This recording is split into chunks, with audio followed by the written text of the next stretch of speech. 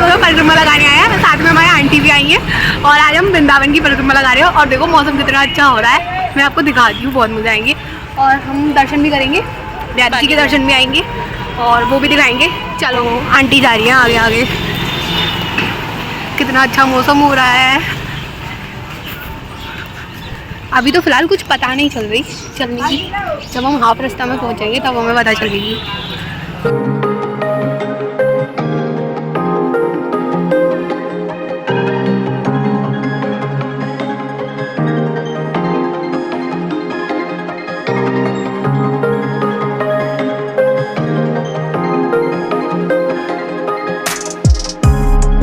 वृंदावन में लोग लेटकर भी परिक्रमा लगाते हैं। यहाँ पे कुछ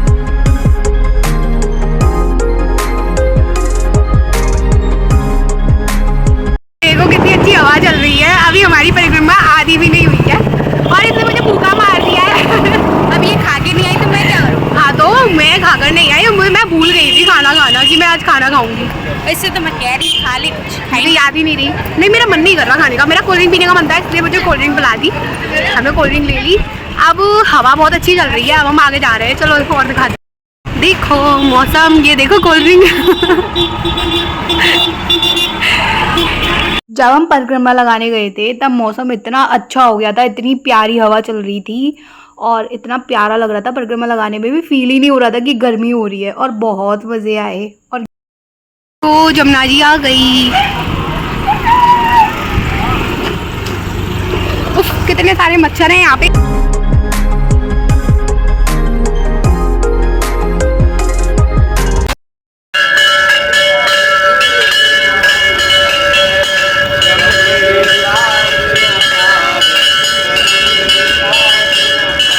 यमुना जी की आरती हो रही है ना।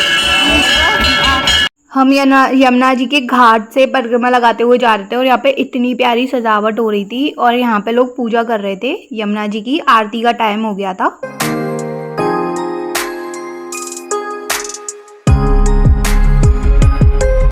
देखो पुराना किला वृंदावन का, यहाँ पे 100 मूवी शूट कर लो। परिक्रमा लगा रहे हैं और आंधी चल रही है। यही तो मजा है मौसम का। तूफान में भूतनी बन गए हम लोग। और क्या, सारे बाल उड़ गए हमारे, सारी मिट्टी चिपक गई मुंह पे और रात भी हो गई।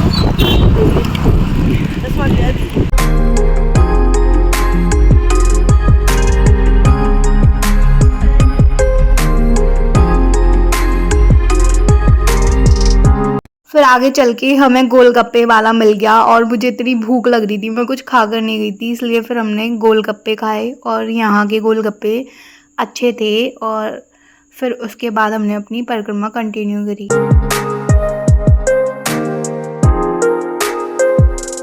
देखो अभी तक हम परिक्रमा दे रहे हैं और रात हो गई है, हमारी अभी तक परिक्रमा चल रही है और हमने बंदरों की लड़ाई भी देख ली और लोग हमें से देख रहे हैं। बंदर होगी साथ में तो बंदर तो हाँ हाँ सही बात है बिल्कुल।